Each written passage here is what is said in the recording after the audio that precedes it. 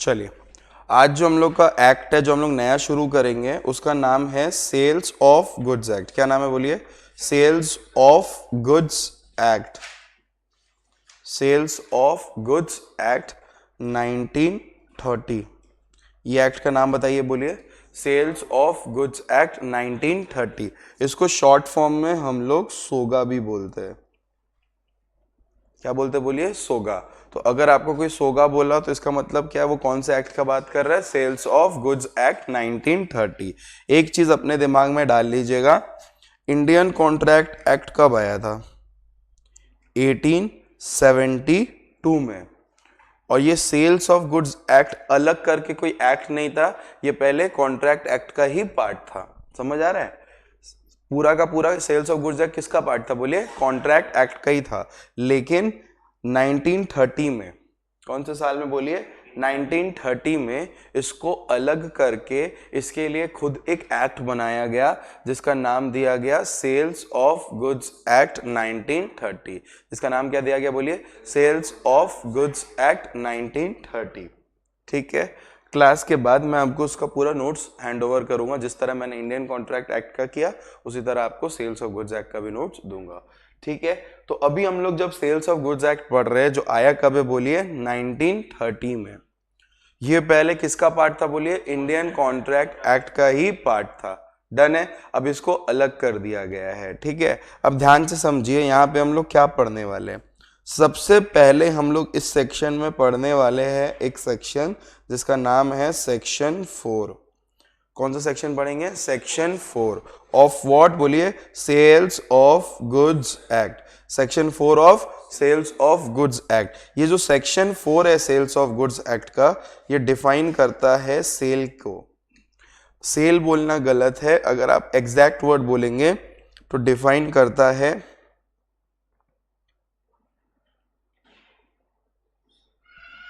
Contract of cell को। देखिए, दो लोगों में एक सामान का खरीदी और बेची हो रहा है, तो दो लोगों के बीच में क्या हो रहा है बोलिए? कॉन्ट्रैक्ट ही हो रहा है, इसीलिए उसको हम लोग क्या बोलते हैं? Contract of sale.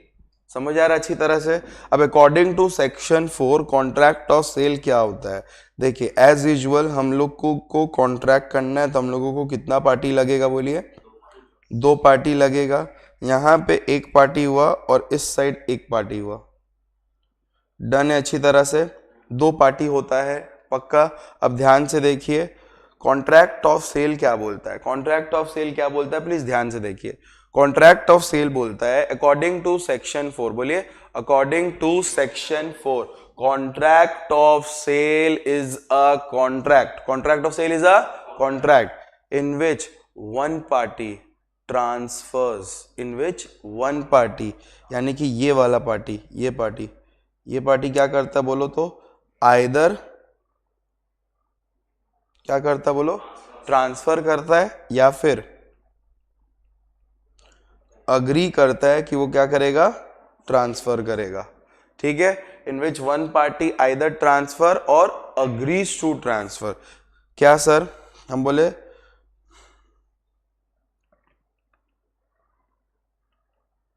क्या ट्रांसफर करता है बोलो? प्रॉपर्टी। प्रॉपर्टी किस फॉर्म में सर?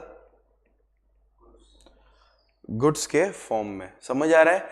बोल रहा है जब एक इंसान सामने वाले इंसान को आइदर ट्रांसफर करता है या अग्री करता है, क्या करेगा? ट्रांसफर करेगा। क्या ट्रांसफर करेगा? प्रॉपर्टी ट्रांसफर करेगा। प्रॉपर्टी किस चीज का? गुड्स का। When according to section 4, contract of sale is a contract in which one person transfers or agrees to transfers the property in goods for free में, for some price as consideration. अब आप सुनेंगे sir ये for some price कैसे लिख देते? For some consideration चलता। Consideration फिर कुछ भी हो सकता है।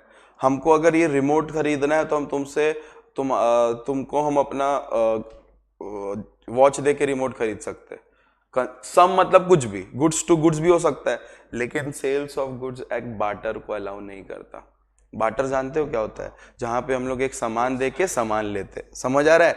तो यहाँ पे वो कुछ प्राइस होने मांगता है। तो according to section 4 a contract of sale is what? A contract in which one person transfers, यानी कि जब ये व्यक्ति क्या करता है बोलो? ट्रांसफर करता है प्रॉपर्टी, या फिर अग्री करता है कि वो ट्रांसफर करेगा प्रॉपर्टी, किस फॉर्म में? गुड्स के फॉर्म में, for some price as consideration. जो बंदा अग्री करता है कि वो ट्रांसफर करेगा उसको अपने बोलते हैं सेलर, और जिसको वो ट्रांसफर करता है या अग्री करता है ट्रांसफर करने के लिए उसको अपने क्या बोलते हैं? बायर। ठीक है, अब ध्यान से समझिए, प्रॉपर्टी ट्रांसफर नहीं करता है वो एक्चुअल में। Very good. प्रॉपर्टी का वो बेसिकली ट्रांसफर करता है ownership.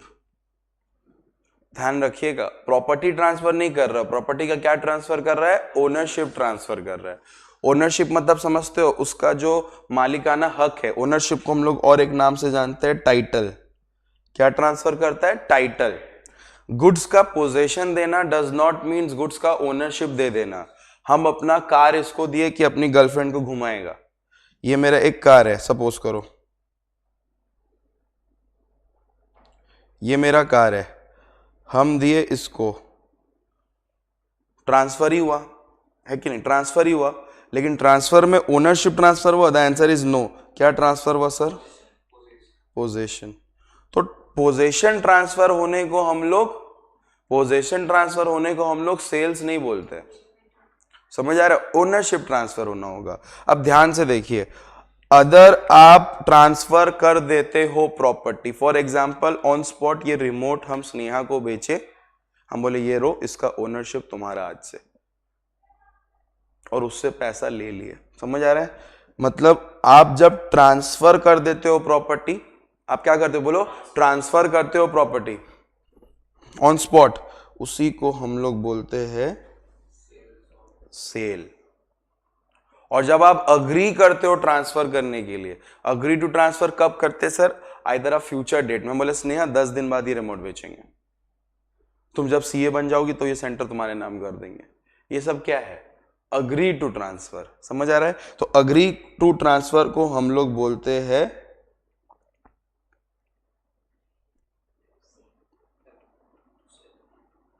Agreement to sale. On spot बेच दिए, सेल। फ्यूचर में बेचेंगे, अग्रीमेंट टू सेल। तो एक इंसान आइदर ट्रांसफर करता है या फिर अग्री करता है ट्रांसफर करने के लिए। क्या बोलो तो? प्रॉपर्टी। प्रॉपर्टी के ब्रैकेट में क्या आएगा? Ownership in goods for some price as consideration. अगर जो बंदा ट्रांसफर करता उसको अपने बोलते हैं सेल, जो बंदा अग्री करता ट्रांसफर करने को उसको अपने क्या बोलते हैं? Agreement to sale. यस और नो? हम ट्रांसफर कर रहे तो हम क्या बोलेंगे? बोलो सेल। अगर हम अग्रीमेंट कर रहे हैं कि हम ट्रांसफर करेंगे, agreement to sale. Am I clear with this?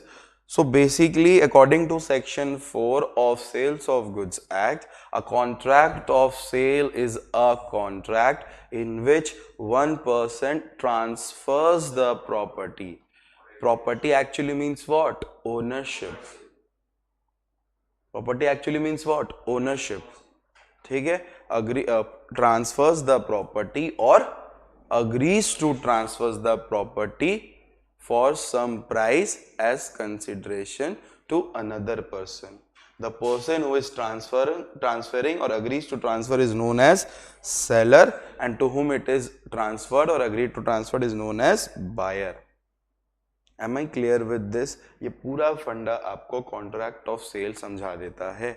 Done है अच्छी तरह से? तो सेल्स ऑफ गुड्स एक्ट में ध्यान से देखिए, according to section 4 of sales of goods act, a contract of sale, बोलिए, a contract of sale is a contract in which one person transfers or agrees to transfers the property, property के bracket में ownership in goods to the for some price as consideration to the buyer.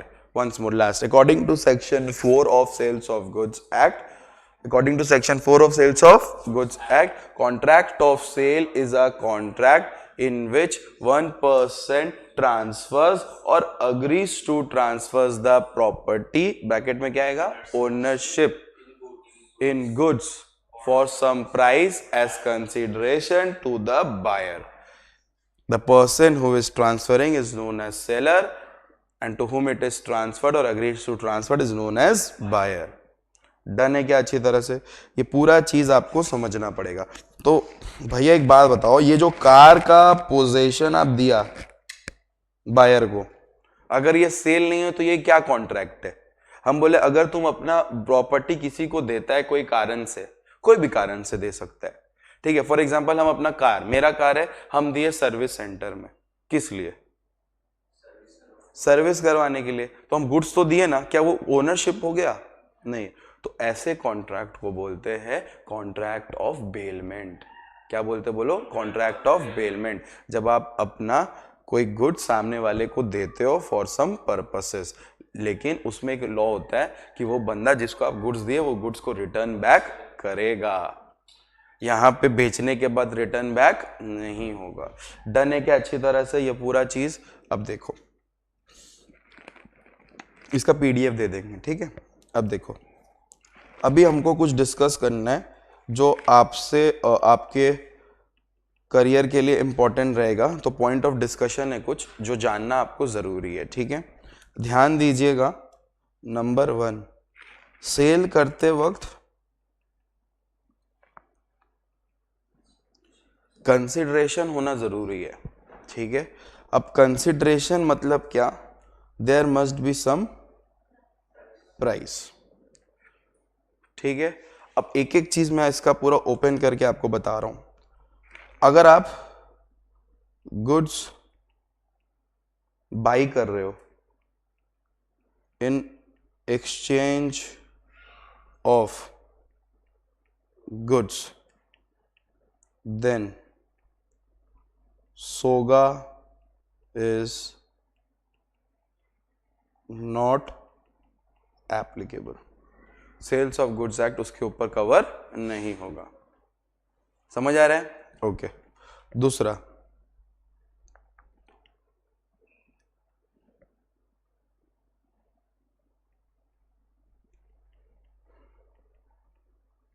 Goods purchase कर रहे हो in exchange of goods and some money, क्या sales of goods applicable हो जाएगा? Yes. Sales of goods act will be applicable. पूरी तरह से पैसा पूरी तरह से गुड्स टू गुड्स एक्सचेंज करने में सेल्स ऑफ गुड्स एक्ट नहीं आएगा. कुछ पैसा और कुछ गुड्स दोगे तो सेल्स ऑफ गुड्स में कवर होगा. समझ आ रहा है? फॉर एग्जांपल मम्मी गई, अपना पुराना ज्वेलरी बेची, नया ज्वेलरी ली, कुछ पैसा दी, तो वो ज्वेलरी खरीदना covered under sales of goods act है. डन है क्या? ओके. और कुछ डिस्कशन करना चाहते हैं?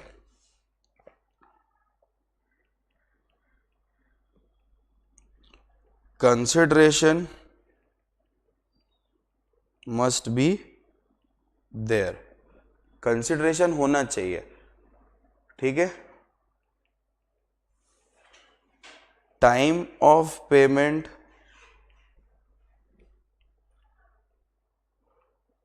does not lead to,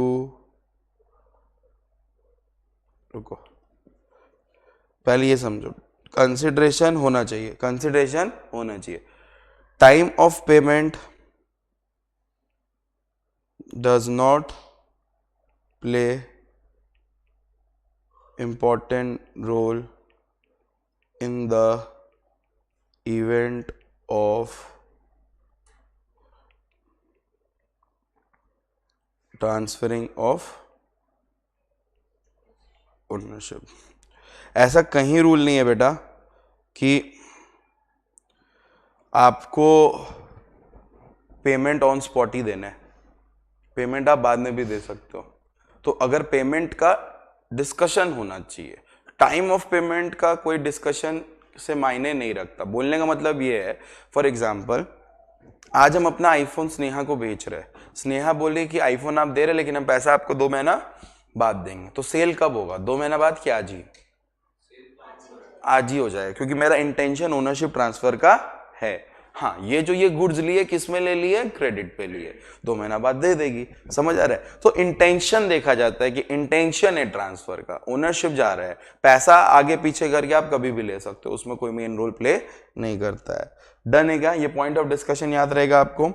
अच्छा, कुछ और। पार्ट ओनर समझते हो? एक प्रॉपर्टी का 2 ओनर हो सकता है। एक प्रॉपर्टी का क्या ओनर हो सकता है? 2 ओनर हो सकता है। तो एक पार्ट ओनर दूसरे को ओनर को बेच सकता है। समझ आ रहा है?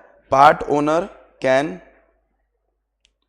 Cell the goods to another part owner. For example, ये टीवी हम और हिमागना मिलके खरीदे, ठीक है। अब हम बोले कि यार हमको नहीं चाहिए, मेरे को पेमेंट का जरूरत है, टीवी तुम ही ले ले, पूरा ओनरशिप तेरा। तो हम एक पार्ट ओनर किसको बेचे? पार्ट ओनर को बेच सकते हैं। डन है अच्छी तरह से? अच्छा, एक चीज याद रखिएगा, जब आप यहां गुड्स पढ़ रहे हो, सेल्स ऑफ गुड्स एक्ट, यहां पे जो गुड्स है वो गुड्स है मूवेबल गुड्स। इमूवेबल गुड्स का यहां पे बेचा नहीं हो रहा है। कौन से गुड्स का बेचना हो रहा है? मूवेबल, जिसको आप मूव कर सकते हो। तो भैया एक बात बताओ, अगर इमूवेबल गुड्स हुआ तो हम बोले, अगर इमूवेबल गुड्स हुआ तो इमूवेबल गुड्स के लिए आप लोग फॉलो करेंगे TPA, transfer of property act, ठीक है। और मूवेबल प्रॉपर्टी को बेचने खरीदने के लिए क्या फॉलो करेंगे? Sales of goods act. इसको हम लोग क्या बोलते हैं? बोलिए, ट्रांसफर ऑफ प्रॉपर्टी एक्ट। याद रहेगा आपको? इसको हम लोग क्या बोलते हैं? बोलिए, ट्रांसफर ऑफ प्रॉपर्टी एक्ट। समझ आ रहा है? तो अगर आप इमूवेबल गुड्स को खरीदेंगे, बेचेंगे, इमूवेबल गुड्स को, तो आप फॉलो करेंगे ट्रांसफर ऑफ प्रॉपर्टी एक्ट, ठीक है। और अगर मूवेबल गुड्स का खरीदा बेची हो रहा है, मूवेबल गुड्स का आप खरीद रहे और बेच रहे, तो आप कौन सा एक्ट फॉलो करेंगे? बोलिए, SOGA, sales of goods act. Am I clear with this? कोई प्रॉब्लम है आपको इस पूरे चीज में? अच्छी तरह से कंसेप्ट क्लियर है? आपसे क्वेश्चन पूछ सकता है, what are the essential elements of contract of sale? Essential elements of contract of sale, कि what are the essential elements of contract of sale. आपको डेफिनेशन याद है? डेफिनेशन याद है कि नहीं? बोलो। तो according to section 4, a contract of sale is a contract. पहला बात, ये कॉन्ट्रैक्ट होना चाहिए, ठीक है। तो एसेंशियल ऑफ कॉन्ट्रैक्ट में नंबर 1 होना चाहिए, सबसे पहला essential, all essential elements of contract under section 10 of Indian contract act must be there. अगर ये सेल एक कॉन्ट्रैक्ट है तो कॉन्ट्रैक्ट का जितना एसेंशियल एलिमेंट दिया हुआ है अंडर सेक्शन 10 प्रेजेंट होना चाहिए। यानी कि जब इस दोनों पार्टी में कॉन्ट्रैक्ट हो रहा है तो दोनों के बीच में अग्रीमेंट होना चाहिए, दोनों का माइंड मैच होना चाहिए, कंसिडरेशन होना चाहिए, फ्री कंसेंट होना चाहिए, कैपेसिटी टू कॉन्ट्रैक्ट होना चाहिए, लॉफुल ऑब्जेक्ट बेचना चाहिए, बेच रहा है अश्लील चीज, एकदम गांजा वांजा बेच रहा है, सब नहीं चलेगा, ये सब कुछ प्रेजेंट होना चाहिए। समझ आ रहा है? तो यही अपना बनेगा, क्या बोलो, essential elements of contract under section 10 of Indian contract act must be there. Done है क्या? नंबर 2, अभी डेफिनेशन ही याद करेंगे। तो according to section 4, a contract of sale is a contract in which one person transfers or agrees to transfer, ठीक है। तो यानी यहाँ का दूसरा एलिमेंट क्या होता है कि आपको कॉन्ट्रैक्ट ऑफ सेल में क्या करना है? आइदर ट्रांसफर करना है या फिर अग्री टू ट्रांसफर करना है। व्हाट? ओनरशिप लिखे एक बार में, अग्री और ट्रांसफर और agree to transfer the ownership. ठीक है क्या? फिर से अकॉर्डिंग टू सेक्शन 4, गाली दे लो कि बार बार बोल रहा है, लेकिन ठीक है, याद हो जाएगा। According to section 4, a contract of sale is a contract in which one person transfers or agrees to transfers the property, bracket में क्या, ओनरशिप, किस फॉर्म में, गुड्स। एसेंशियल कंडीशन क्या है, थर्ड, गुड्स होना चाहिए। यहाँ पे जब हम गुड्स बोल रहे हैं यानी कि कौन सा गुड्स होना चाहिए, मूवेबल गुड्स होना चाहिए। डन है अच्छी तरह। वंस मोर, फिर गाली दे देना। According to section 4, a contract of sale is a contract in which one person transfers or agrees to transfers the property, bracket में क्या है, ownership, in goods for some price. तो देयर मस्ट बी प्राइस, ठीक है। और last, very good, there must be two parties. Done है क्या? ये 5 एसेंशियल कंडीशन आप लिखेंगे, आपका मार्क्स मिल जाएगा, ठीक है। सर अंदर कैसे लिखना है, बहुत सिंपल है, आप अपने मन से उसमें कुछ भी लिख सकते हैं, कुछ भी लिख सकते, कुछ भी नहीं। When party agrees to transfer it is known as sale, agree to transfer is known as what, agreement to sale. याद आ रहा है? ये समझ आ रहा है? लग रहा है कि हम डेड बॉडीज लोग को पढ़ा रहे, समझ आ रहा है अच्छा से? पक्का? देख, सामने रहता है, मेरे को आदत है भीड़ में, ठीक है, तो तुम लोग का रिस्पॉन्स मेरे लिए मैटर करता है। अब भीड़ नहीं रहने से मेरे को प्रॉब्लम्स होता है, समझ आ रहा है? बैकअप टाइप है ना, तो ऐसा है। गेटिंग क्या? ये क्लियर हुआ अच्छी तरह से? तो ये 1 2 3 4 पेज अपना क्लियर हो गया।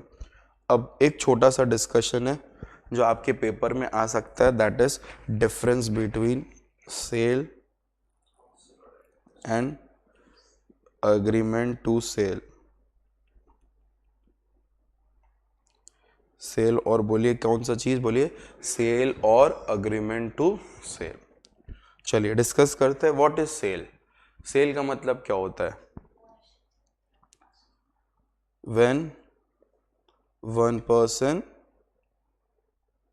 पर्सन गलत है लिखना, हम ऐसे लिख सकते हैं, when seller transverse the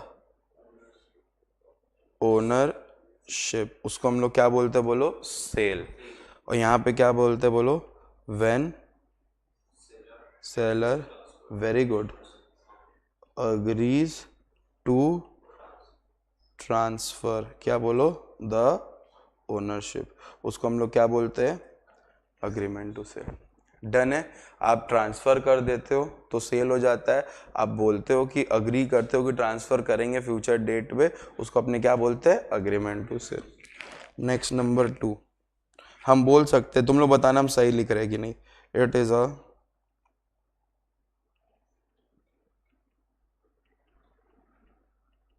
executed contract.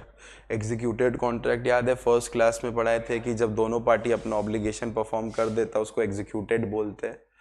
याद करो, तुम्हारा काम है फीस देना, तुम फीस दे दिए, मेरा काम है पढ़ाना, हम पढ़ा दिए, दोनों पार्टी अपना ऑब्लिगेशन ड्यूटी परफॉर्म कर दिया, उसको क्या बोलते हैं, executed.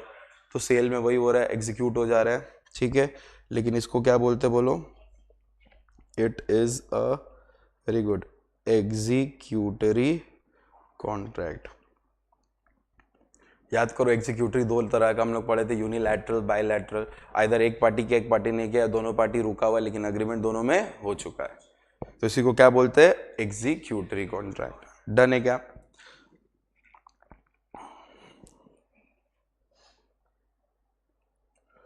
Ownership in sale, ownership is with buyer. सही लिख रहे क्या? जो ओनरशिप है वो किसके पास पहुंच जाता है, बायर के पास पहुंच जाता है। और इस केस में,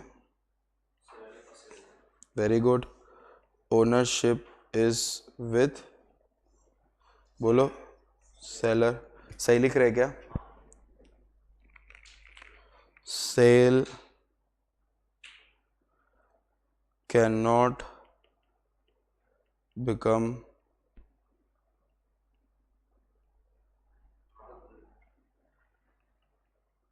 can not become agreement. Sale हो गया तो अग्रीमेंट टू सेल नहीं बन सकते, लेकिन agreement to cell can become sale. जब फ्यूचर डेट आ गया, बेच दिए तो हो जाएगा।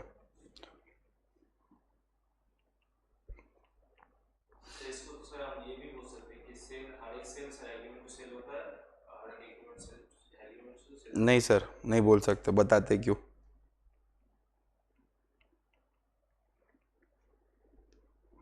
देखिए, जब सेल हो रहा है, जब सेल हो रहा है, तुम बोल रहे हैं every sale is an agreement to sale, ये गलत हो जा रहा है। क्योंकि सेल एक इंडिविजुअल टॉपिक है, अग्रीमेंट टू सेल एक इंडिविजुअल टॉपिक है। अग्रीमेंट टू सेल के स्टेटस से आप सेल में जा सकते हो, ठीक है, लेकिन सेल का स्टेटस होने से वो सेल ही है। तो अगर आप बोले every sale is an agreement to sale, तो गलत कैसे हो जाएगा, मैं आपको बताता हूं। फॉर एग्जाम्पल, मैंने अपना गाड़ी ऑन स्पॉट आपको बेच दिया अभी तुरंत, तो कोई अग्रीमेंट हुआ नहीं था, बेच दिया।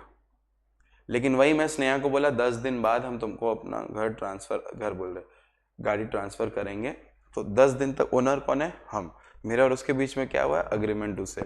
अगर तुम नोटिस करोगे, मैं इमोरल प्रॉपर्टी का एग्जांपल दे रहा, पहले अगर कोई लैंड बिल्डिंग बिकता है तो पहले सेल डीड नहीं बनता, पहले क्या बनता है, अग्रीमेंट टू सेल।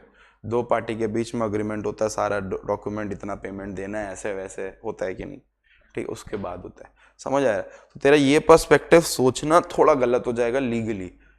अगर तुम उस सेंस पे सोचेगा कि अग्रीमेंट टू सेल सेल बनेगा और सेल अग्रीमेंट टू सेल, तब वो राइट हो सकता है। लेकिन ब्रॉडर एस्पेक्ट, क्योंकि मैं एक लॉ से जुड़ा हुआ हूं, तो मैं गलत सुन नहीं पा रहा हूं, बस प्रॉब्लम ये है। लेकिन सही तुम बोल सकता है, ठीक है, डन है क्या अच्छी तरह से। So sale can not become agreement to sell, agreement to cell can become sale. अब देखो, आप सुने हो जिसका सामान उसी का जिम्मेदारी, जिसका सामान, ट्रेन में लिखा रहता ना, क्या लिखा रहता एग्जैक्टली, वो वर्ड याद नहीं आ रहा है। हाँ, ऐसा कुछ नहीं, तो फ्रेज रहता है पूरा अच्छी तरह से। तो उसी तरह यहाँ पे risk is associated, risk of property is associated with owner, यानी कि बायर। यस और नो, यहाँ पे risk is associated with seller. कैसे वो तुम लोग को मार्क्स नहीं देगा, कहाँ रोकेगा तुम लोग को, हर तरह का टफ क्वेश्चन रेडी कराएंगे। 60 में 50 आराम से तुम्हारा आ सकता है, लेकिन लिखने का तरीका तेरे ऊपर है। 1000 तो केस स्टडी खोल लो, सबका आंसर जाके वही मिलता है, जो 2-2 लाइन में हम लोग लिख के case study solve. You have to remember certain things. ये आप रटने जाओगे तो नहीं समझ आएगा, अगर आप इसको एकदम समझ लोगे तो लाइफ टाइम समझा हुआ है। अभी हमको देख लें, बिना बुक का पूरा सेल्स ऑफ गुड्स कवर कर देंगे, बिना बुक छुए, जस्ट बिकॉज मेरे को कंसेप्ट क्लियर है। लेकिन अगर हम रट के आते पढ़ाने तो दिक्कत हो जाता। तुम लोग अभी मेरे को उस बुक से कोई भी एक्ट बोलो पढ़ा देने, टेस्ट करने के लिए हम कोई भी एक्ट पढ़ा सकते हैं, कोई भी एक्ट, LLP, पार्टनरशिप, कुछ भी, इंटर फाइनल का भी बोलोगे स्टार्ट हो जाएंगे, just because you have to understand it conceptually. तो understand it conceptually. You people are becoming future CA and people will come to you regarding the business matters. आपका और मेरे में एक ही फर्क रहेगा, आपको जो ज्ञान मिलेगा वो एकदम प्रॉपर ज्ञान मिलेगा, एकदम इक्वल में खड़े हो जाएंगे हम लोग, ठीक है। लेकिन 2 चीज में हम लोग में फर्क रहेगा। नंबर 1 एक्सपीरियंस का, ऑब्वियसली मेरा एक्सपीरियंस ज़्यादा रहेगा, तुम्हारा मेरे से कम ही रहेगा, और फिर कुछ साल बाद मेरा ज़्यादा होता है तुम लोग, और तुम्हारे बाद जो है उसका कम रहेगा, यही चला आ रहा है, ठीक है, पहला। और दूसरा, आप मैटर क्लाइंट को कंसल्ट कर सकते हो, लेकिन क्लाइंट का केस लड़ नहीं सकते। आप ऑडिट कर सकते हो, मैं ऑडिट नहीं कर सकता। डन है क्या। तुम लोग ऑडिट खत्म करता, अगर तुम लोग कांड किया तब मेरा काम चालू होता है, तुम लोग कांड नहीं किया तो ठीक है, हम भी जिंदा में रहेंगे। तो ये मिलजुल के वाला कमाई है, समझ आ रहा है, तो उसको ध्यान से समझिए। वाला क्लियर हुआ। अभी हम और लिखते हैं, एक तो पॉइंट और लिखते हैं, मेरे को लगता है लिखना ठीक रहेगा, दिख रहा है ना वैसे, ठीक है, एक पॉइंट और लिख लेते हैं ताकि कंप्लीट हो जाए, मतलब अच्छा हो जाए। इधर सपोज करो बायर पेमेंट नहीं दिया सेल में, नहीं समझा, समझ आया हम क्या बोले, बायर सेल में पेमेंट नहीं दिया, ठीक है, ब्रीच किया, ब्रीच ऑफ पेमेंट। तो सेलर के पास क्या राइट आ सकता है? Seller can sue for price, damage नहीं ma'am, seller can sue for price. यही तो हम समझाना चाहते हैं। सेल में ओनरशिप जा चुका है, तुम डैमेज कैसे लोगे? तुम उस पे केस करो कि मेरे को पेमेंट दो। लॉ चलता है इंटेंशंस पे। लॉ का फैक्ट क्या देखा जाता है? इंटेंशंस पे। फॉर एग्जाम्पल हम एक पीठ पे उसको मारे, वो स्पॉट डेड हो गया, हल्का सा ऐसे, तो तुम बता मेरा इंटेंशन उसका मर्डर था, लेकिन यही हम मारे एक चाकू लेके, कैसा भाई? अब बता तुम कैसे चेंज हो गया? तुरंत चेंज हो गया, है कि नहीं? सामने वाला तुमसे गले में मिलने आ रहा है नॉर्मली, वो एक जोर सा हक किया, तुम टूट टूट के बर्बाद, खत्म, बेहोश। उसका इंटेंशन मारने को था? नहीं। लेकिन सामने वाला पूरा बंदूक चिपका के तुमसे गले मिलने आ रहा है कि तुमको मारना ही है। इंटेंशंस, आप लोग का इंटेंशंस मैटर करता है। मम्मी जब मार रही होती तो मर्डर नहीं होता है, उनको पता है कहाँ मारना है, कैसे मारना है, ठीक है। लेकिन वही आपका दोस्त लोग बर्थडे में ऐसा मारता है, उसी में बर्थडे मॉम देते थे, एक सलट गया, तो फिर ये सब इंटेंशंस काउंट्स होता है। उसी तरह सेल में भी आपका इंटेंशन ओनरशिप ट्रांसफर का था, आप कर दिए, वो बंदा पेमेंट नहीं दे रहा है, तो seller can sue for price. यहां पे सेलर केस किसके लिए कर सकता है? Sue for price. In case of breach, in case of breach by, कौन कर रहा है ब्रीच? बायर। बायर ही ना पेमेंट नहीं दे रहा है, और उधर उधर बेटा seller can sue for damage only. हम तो बेचे नहीं ना, अग्रीमेंट किए। फॉर एग्जाम्पल हम ये आईपैड बेच दिए स्नेहा को 10 दिन बाद, वो बोली 10 दिन बाद हम लेके जाएंगे, उसी विद इन 10 डेज में 2 दिन 3 दिन के बाद हिमागना आया, बोला आईपैड दीजिए ना। हम बोले हम नहीं दे सकते, हम ऑलरेडी ये सेल कर चुके हैं, ठीक है, अग्रीमेंट टू हो चुका है, हम उसी को बेचेंगे। 8वां 9वां दिन बाद वो बच्ची बोलती नहीं लेंगे, तो मेरा लॉस हुआ कि नहीं हुआ? हिमागना आया था, हम बेच सकते थे, तुम्हारे वजह से लॉस हुआ, तो हम तुमको केस कर सकते हैं for damages. I hope I am I clear with this differences with you? Clear है अच्छी तरह से? तो this is sale, agreement to sale, उसका डिफरेंसेस पूरा एग्जीक्यूट करके मैंने आपको अच्छी तरह से समझा दिया है। सो ये रहा हमारा पूरा डिस्कशन, बेसिक डिस्कशन जो हम लोग को जानना था। सेल्स ऑफ गुड्स एक्ट क्या होता है, उसका क्या कंसिडरेशन, मतलब क्या डिस्कशन का पूरा पार्ट हम लोग किए। पार्ट ओनर वाला, मूवेबल प्रॉपर्टी कहाँ कवर्ड है, मूवेबल प्रॉपर्टी कहाँ कवर्ड है, essential elements of contract of sale क्या है, उसके बाद हम लोग डिस्कस किए सेल और अग्रीमेंट टू सेल के बारे में। डन है अच्छी तरह से? उसके बाद अब हम डिस्कस करने वाले हैं आपके साथ गुड्स का डेफिनेशन। किसका डेफिनेशन बोलिए? गुड्स। आप जानते हो गुड्स, गुड्स के बारे में आप जानते हो गुड्स क्या होता है? अब हम लोग जो गुड्स के बारे में पढ़ेंगे वो अकॉर्डिंग टू सेक्शन 27 पढ़ेंगे of sales of goods act. जैसे कि मैंने आपको पहले भी बोला है, किसी चीज का डेफिनेशन हमेशा सेक्शन 2 में दिया रहता है। तो सेक्शन 2 क्लॉज 7 में क्या डिफाइन है बोलिए? गुड्स डिफाइन है। गुड्स ऑफ व्हाट, मतलब section 2 clause 7 of what? Sales of goods act का डिफाइन है, ठीक है। अब गुड्स क्या होता है ध्यान से सुनिए। सर आप बता दिए, तो हम बोले क्या बताए? Movable property. अरे एक पार्ट हुआ, आपको समझना पड़ेगा ना मूवेबल प्रॉपर्टी क्या होता है क्या नहीं होता है। तो गुड्स का मतलब होता है, ध्यान से देखिए, एवरी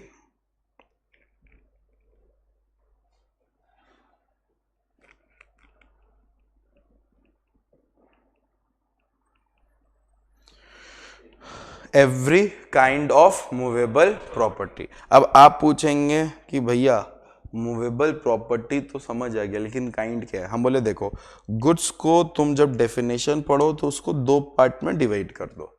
एक तरफ लिख दो गुड्स में क्या क्या इंक्लूड होता है, और एक तरफ लिख दो गुड्स में क्या क्या एक्सक्लूड होता है, ठीक है। तो गुड्स का डेफिनेशन डिफाइन है section 27 of sales of goods act, जो ये बोलता है goods means every kind of movable property. Goods means what बोलिए, every kind of movable property. Goods means every kind of movable property, every kind of movable property, but excludes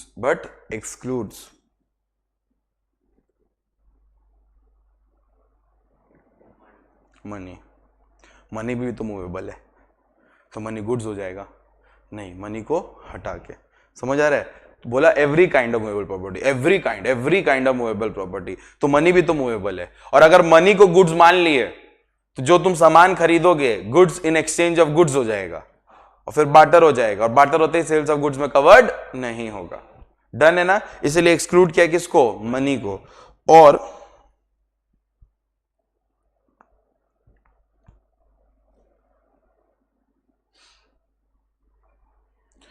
exclude किया है किसको? बोलो, money को। और exclude किया है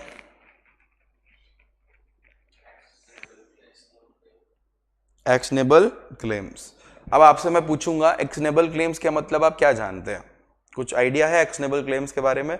what is actionable claims? ये वाला मतलब एक्शनेबल क्लेम्स का आइडिया बहुत जन को नहीं होता, रटते आधा लोग कि good means every kind of property other money actionable claims. क्या हो नहीं एक्शनेबल क्लेम्स? एक्शनेबल क्लेम्स का मतलब होता है आपका एक्शन लेने का राइट, एक्शन लेने का राइट्स, किसी क्लेम पे आपका एक्शन लेने का राइट्स। फॉर एग्जाम्पल, स्नेहा से मेरे को पैसा मिलेगा, तो मेरा राइट है कि हम स्नेहा पे क्या ले सकते हैं? एक्शन, ठीक है। लोग अपना राइट को भी ट्रांसफर करते हैं, और राइट का ट्रांसफर माना जाता है मूवेबल प्रॉपर्टी। समझ आ रहा है? राइट ट्रांसफर समझ आता है, अधिकार अपना ट्रांसफर होता है। Rights is also a goods. तो एक्शन लेने का राइट, किसी पे एक्शन लेने का राइट आप ट्रांसफर करते हो। बहुत जन करते हैं, हम बताते हैं कैसे। स्नेहा से मिलेगा मेरे को 50 लाख रुपया, वो नहीं दे रही है, मेरा राइट बनता उस पर एक्शन लेने का, तो मेरा क्या एक्शनेबल क्लेम है उस पर? The answer is yes. अब हिमांगना को हम बोले, हिमांगना देख मेरा ना माथा दर्द हो रहा है, ये पैसा निकाल नहीं रही है, हम रिकवर करने जा नहीं सकते, तुम एक काम कर, तुम 50 लाख मेरे को दे दे, और हम अपना सारा अधिकार एक्शन लेने का किसको दे देते हैं? तुमको। सर रियल लाइफ में ऐसा होता है क्या? होता है। एक एक्ट है, फाइनल में आएगा, सरफेसी। कौन सा एक्ट बोलिए? सरफेसी।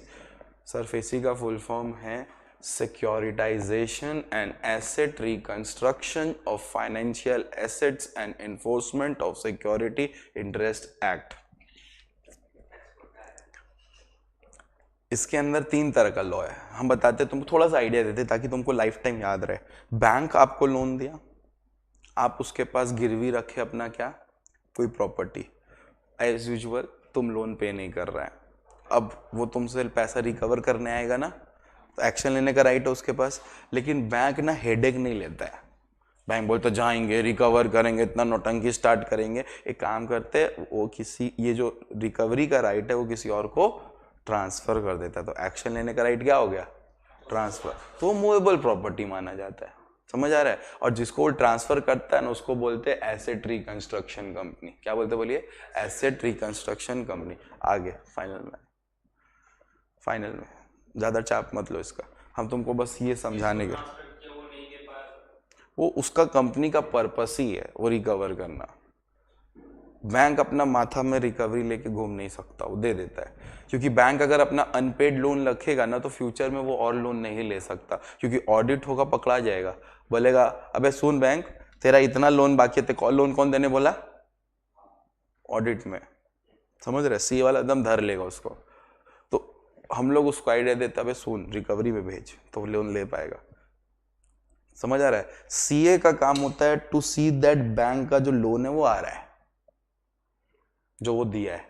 आप ऑडिट जब करोगे तो क्या चेक करोगे? ऑडिट चेक करोगे that all the loans and advances given by the certain organisation All the loans and advances given by the certain organization is up to date and as per terms and not prejudicial to the interest of the company.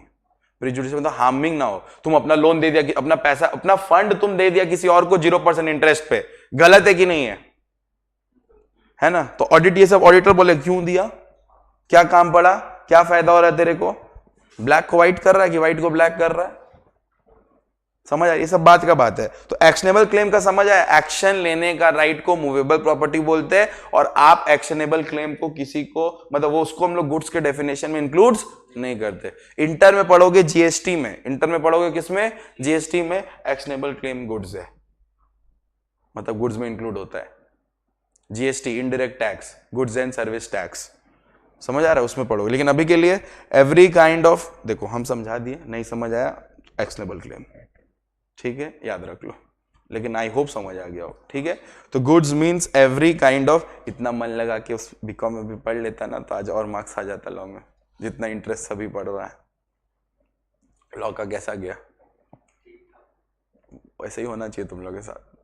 Goods means every kind of, goods means what, every kind of movable property, every kind of movable property, but excludes what, money and actionable claim. अब आप पूछेंगे कि sir every kind of movable property में क्या include होगा. हम बोले goods means every kind of movable property other than money and actionable claims, but it includes इस काइंड को एक्सप्लेन कर रहे हैं. किसको एक्सप्लेन कर रहे हैं, इस काइंड को एक्सप्लेन कर रहे हैं. But it includes grass,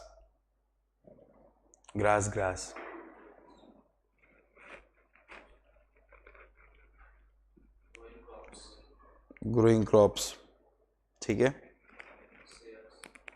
very good, shares, ठीक है.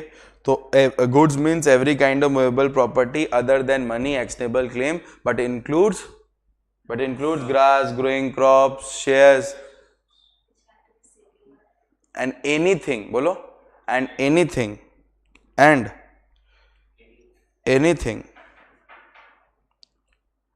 which have been attached to the land. वो सारा गुड्स है जो लैंड से अटैच्ड है और फॉर्मिंग पार्ट ऑफ लैंड, या लैंड का पार्ट है और forming part of land, which can be severed, which can be what, severed. भाई एक बात बताओ, यहां पे लिखा है which have been attach to the land. अगर कोई चीज अटैच टू द लैंड है वो तो इमूवेबल हो जाएगा. बिल्डिंग लैंड से अटैच्ड है और आप बोल रहे हैं anything forming part of the land वो गुड्स है. हम बोले हाँ है, तो क्या बोलने क्या मांग रहे हैं, हम बोले विच कैन बी सीवियर्ड. सीवियर्ड का मतलब होता है कि नहीं उखाड़ा कुछ नहीं जा सकता. सुनो ध्यान से, जो लैंड में पार्ट है, जो लैंड में अटैच्ड है, क्या उसको निकालने के बाद, लैंड से अलग करने के बाद क्या वो यूज किया जा सकता है? क्या एक ऑर्डिनरी प्रूडेंट मैन उसको यूज करेगा? अगर करेगा तो वो गुड्स है. बिल्डिंग को लैंड से उखाड़ने के बाद हम देखना चाहते हैं कौन बिल्डिंग को यूज करना चाहता है, लेकिन पेड़ जो लैंड से अटैच्ड है उसको उखाड़ने के बाद लोग यूज करते हैं. समझ आ रहा है? आपका जितना भी आलू प्याज आलू हो रहता है तो लैंड में घुस के खाते हो कि निकालते हो? निकालने के बाद यूज किया जा सकता है तो वो गुड्स है. गाजर मूली सब लैंड के अंदर रहता है. वही बताने मांग रहे. ग्रोइंग क्रॉप्स, देखो क्रॉप्स सुनते आदमी को हाँ क्रॉप्स तो खाते हैं, वो तो होगा ही गुड्स. क्योंकि तुम लोग के पास जब क्रॉप्स आता है वो प्रॉपर फॉर्मलाइज्ड फॉर्म में आता है और आप खाते हो. नॉर्मली चावल जो आता है पूरा एकदम कल्टीवेट होके प्रॉपर वे में प्रोसेस करके आता है. एक्चुअल में गेहूं आटा ये सब कैसे आता है? क्या दाल इतना प्यार से खाने लगते हो बना के तुरंत? कल्टीवेट ऐसे ही होता है क्या? निकालते हैं उसको, फिर उसमें प्रोसेसिंग होता है, उसको मार के निकाला जाता है. गेहूं का भी देखे, गाँव का आदमी हम बताते हैं, निकालते हैं उसको जोर जोर से पटक के उसका जो छोटा छोटा दाना होता है वो निकलता है, उसके बाद उसको क्लीनिंग होता है, फिर वो जाता है खाने में आपके। अब आटा आप लोग क्या आता है, उसको पीस पीस के आता है, वो गेहूं थोड़ी ना बना देते हो डायरेक्ट दाना को डाल के रोटी, प्रोसेस्ड है। ठीक है, आप लोग बड़े आदमी लोग हैं, आशीर्वाद का आटा खाते हैं, हम लोग बाकायदा वो पिसा हुआ जो चक्की होता है उसमें खाते हैं। ठीक है, तो ध्यान से देखिए, goods means every kind of what, बोलिए, movable property, but does not includes money and actionable claim, but it includes grass, growing crops, shares and anything which have been attached to land or forming part of the land which can be severed। याद रहेगा आपको। अच्छा, includes में और भी बहुत कुछ आता है जो मैं आपको ऊपर डिस्कशन करना चाहता हूं ताकि आप एकदम दिमाग में रख ले। नंबर 1, वाटर भी गुड्स है। ठीक है, गैस जो आप यूज करते हो वो भी गुड्स है, भी गुड्स है। ठीक है, गुडविल भी गुड्स है। ठीक है, और जितना तरह का आईपीआर है वो भी गुड्स है। और उसी तरह से यहाँ पे एक्सक्लूड में एक और ऐड कर लेना, इमूवेबल प्रॉपर्टी। अब आप मेरे से पूछोगे भैया ये आईपीआर क्या होता है? आईपीआर का फुल फॉर्म होता है इंटेलेक्चुअल प्रॉपर्टी राइट्स। क्या फुल फॉर्म होता है बोलिए? Intellectual property rights. अब कभी कभी हम बोले ना राइट्स भी मूवेबल होता है, राइट्स भी क्या होता है बोलो? मूवेबल होता है। अब कभी कभी क्या होता है बेटा,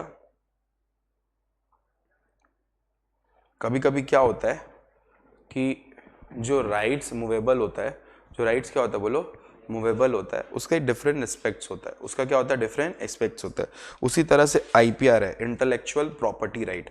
जब मैं वर्ड यूज कर रहा हूं बेटा इंटेलेक्चुअल, समझ आता है तुम लोगों को? इंटेलेक्चुअल, इंटेलेक्चुअल मतलब ब्रेन को यूज करके, अपने इंटेलेक्ट को यूज करके आपने एक प्रॉपर्टी पे अपना अधिकार जमाया है। सर क्या क्या होता है आईपीआर? मैं बोलता हूं, इंटेलेक्चुअल प्रॉपर्टी राइट्स 3 तरह का होता है। एक होता है पेटेंट,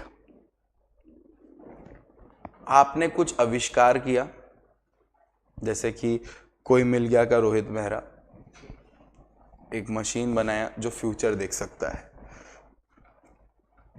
तो उस मशीन को वो कैसे बनाया? अपने इंटेलेक्ट को यूज करके वो प्रॉपर्टी बना, और उस प्रॉपर्टी को यूज करने का अधिकार किसका है? उसका। तो वो प्रॉपर्टी को किसी और को यूज करने का अधिकार बेच सकता है, लेकिन उस पे उसका क्या रहता है? पेटेंट।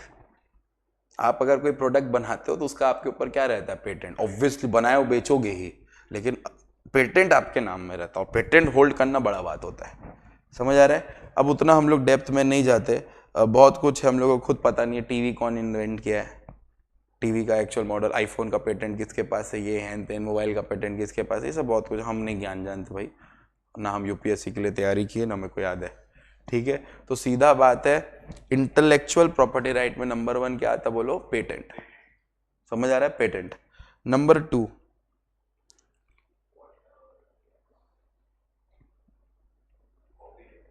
कॉपीराइट। कॉपीराइट मतलब समझते हो? हम एक बुक लिखे, उस बुक पे जितना नोट्स है, मतलब जो हम बुक लिखे उस पे राइट किसका है? कॉपीराइट मेरा। तो अगर कोई एक ऑथर बुक लिखता है, गाना, ये सब क्या है? कॉपीराइट से, आप कॉपी नहीं कर सकते। हैरी पॉटर जो मूवी एक बुक पे बेस्ड था, नहीं शायद, है ना? हैरी पॉटर जो मूवी एक बुक पे बेस्ड था, बुक था, वो बुक था, पहले लिखा था, राइटर का नाम याद नहीं आ रहा, बुक था वो। ठीक है, वो बुक जो लिखा था उसको, उस पे क्या था? कॉपीराइट, और वो बेचा उसको मूवी बनाने के लिए। समझ आ रहा है? उसको बोलते हैं कॉपीराइट्स। डन है? बॉलीवुड मूवीज हम लोगों के साउथ के मूवीज से कॉपीड रहता है, साउथ वाला से दे देता है, उसको कॉपीराइट रहता है, पैसा देता लेता है। तो ये सब अपना आईपीआर यूज करके। और एक लास्ट होता है ट्रेडमार्क, लोगो।